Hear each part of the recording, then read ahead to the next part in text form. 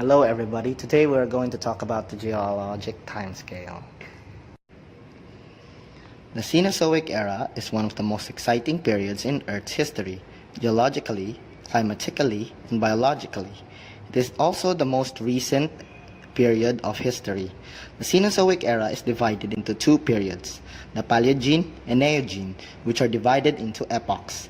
The major geological happenings of the Cenozoic era are that the continents moved into their current positions. Climatically, the Cenozoic era has been a long period of cooling. Biologically, the Cenozoic era is referred to as the age of mammals, even though birds outnumber mammals 2-1. The Cenozoic is as much the age of savannas, the age of codependent plants and insects, or the age of birds as the age of mammals. It also where we humans appeared, flourished, and finally took over. Mesozoic geology. At the outset of the Mesozoic, all of Earth's continents were joined together into the supercontinent of Pangaea. By the close of the era, Pangaea had fragmented into multiple landmasses. The fragmentation began with continental rifting during the late Triassic. This separated Pangaea into the continents of Laurasia and Gondwana. The Triassic terrestrial environment was dominated by the therapsids, sometimes referred to as mammal-like reptiles, and the Diacodons, the ancestors of dinosaurs and crocodiles, both of which appeared during the late Triassic. During the Jurassic and Cretaceous, the ecology of marine ecosystems began to change, as shown by a rapid increase in diversity of marine organisms. The dominant terrestrial vertebrates were dinosaurs, which exhibited great diversity during the Jurassic and Cretaceous periods. The Paleozoic era, meaning time of ancient life, lasted from 544 to 245 million years ago, and is divided into 6 periods. The Paleozoic was ended by the greatest mass extinction event in geologic history, the Permian or Triassic extinction, when some 95% of all marine species met extinction. The Cambrian period, between 544 to 505 million years ago. The name Cambrian derives from Cambria, the Roman name for Wales, where rocks of this age were first studied. Hard-shelled animals appeared in great numbers for the first time during the Cambrian, significantly because shallow seas flooded the continents. The Ordovician period, between 505 to 440 million years ago. The Ordovician is named after a Celtic tribe called the Ordovices, and was a time that life diversified and specialized. Owing to continental separation, trilobites drifted apart genetically, taking on new, location-dependent forms, some quite exotic.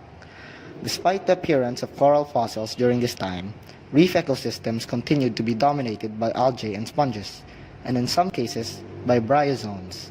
The Ordovician ended with a major extinction event that caused the demise of some 60% of marine genera. The Silurian period, between 440 to 410 million years ago. The Silurian, so named after a Celtic tribe called the Silures, realized additional marked changes for Earth that affected life significantly. Sea levels rose as the climate stabilized, at least compared to the prior millions of years. Coral reefs made their first appearance and expanded. Not only does this time period mark the wide and rapid spread of jawless fish. The Devonian period, between 410 to 360 million years ago, also known as the Age of Fishes.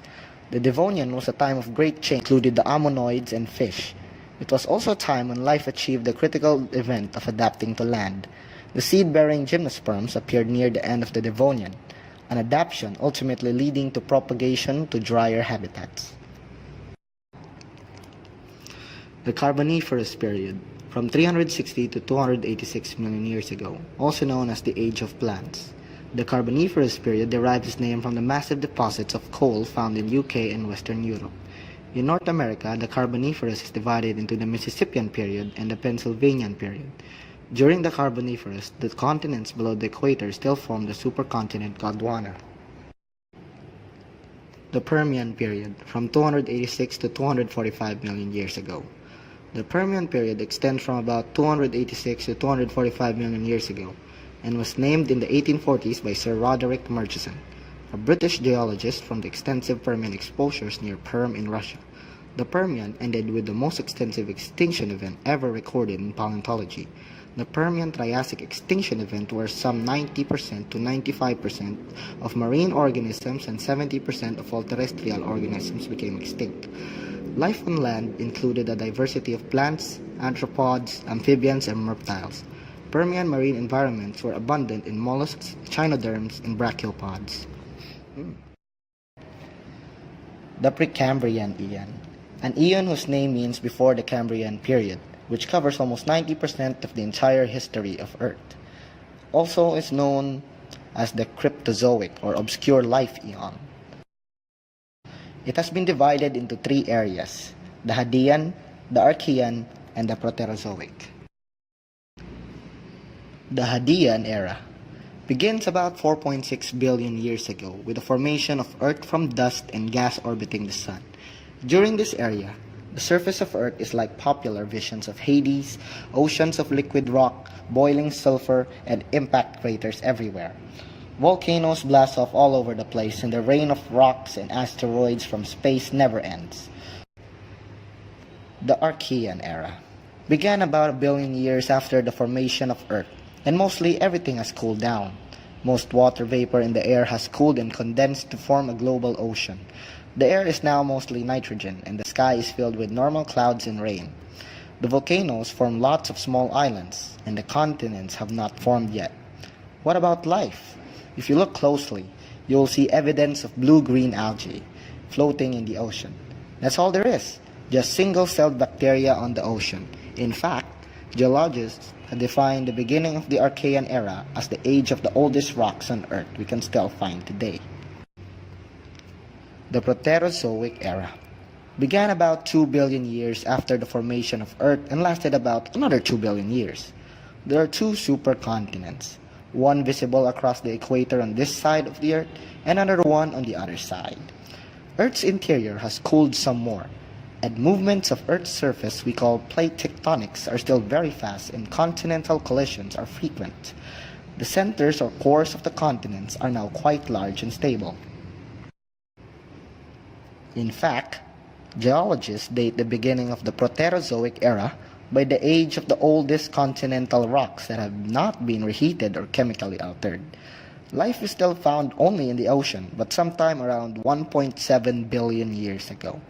Single-celled creatures appeared that had a real nucleus. Another important change is about to happen. True multi-celled life is about to appear, some 30 million years before the end of the Proterozoic. The atmosphere is about the same, mostly nitrogen with a little water vapor and carbon dioxide. But what's this? Free oxygen released by the algae floating in the oceans is beginning to collect in the air. Earth at this time is also very cold, with huge bluish glacial ice sheets visible across the supercontinent, even in the normally warm equatorial regions.